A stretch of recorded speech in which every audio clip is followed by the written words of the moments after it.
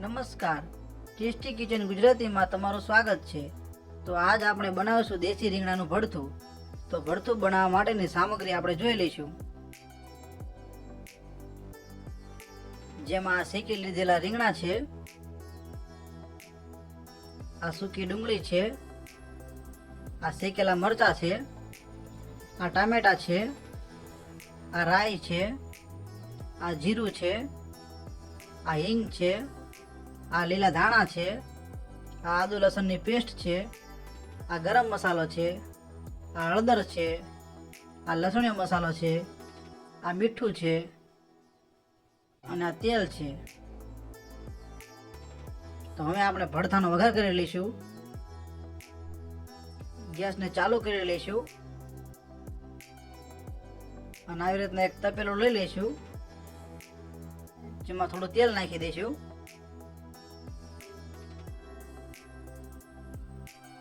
તેલને ગરમ થવા દઈશું। તો આપણું તેલ ગરમ થઈ ગયું છે, જેમાં સૌ પ્રથમ થોડી રાઈ નાખીશું,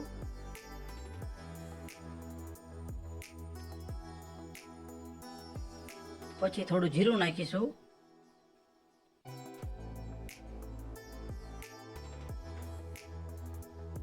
પછી થોડી હિંગ નાખીશું,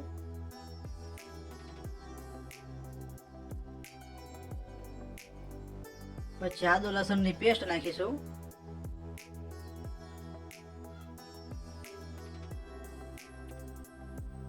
પછી ડુંગળી નાખી દઈશું।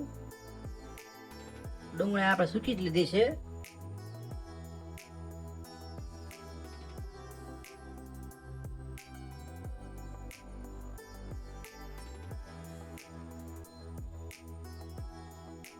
પછી ટામેટા નાખી દઈશું,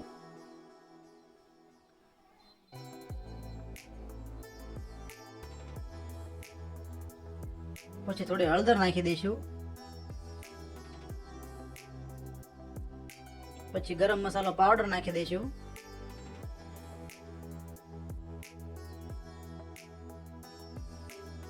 પછી સ્વાદ પ્રમાણે મીઠું નાખી દઈશું,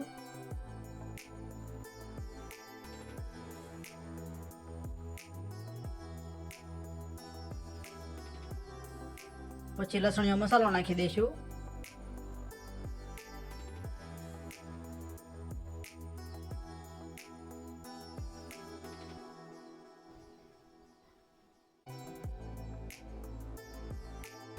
આ બધી જ ગ્રેવી સારી રીતે સાતળી લેવાની છે।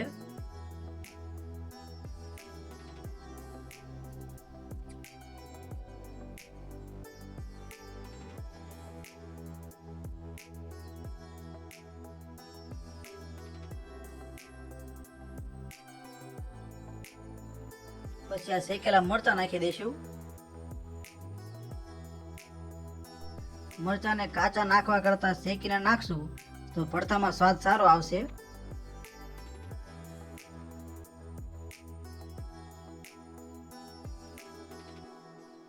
સારી રીતે હલાવી લઈશું।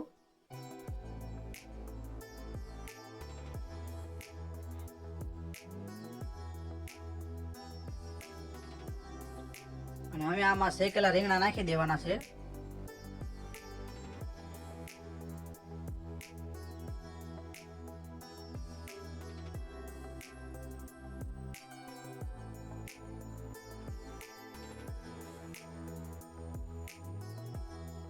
હવે સારી રીતે હલાવી લઈશું।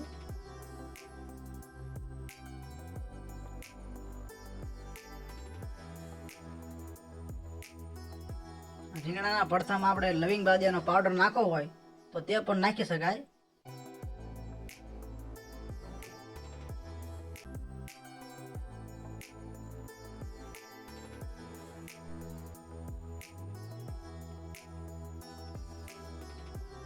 અને હવે ઉપરથી લીલા ધાણા નાખી દઈશું।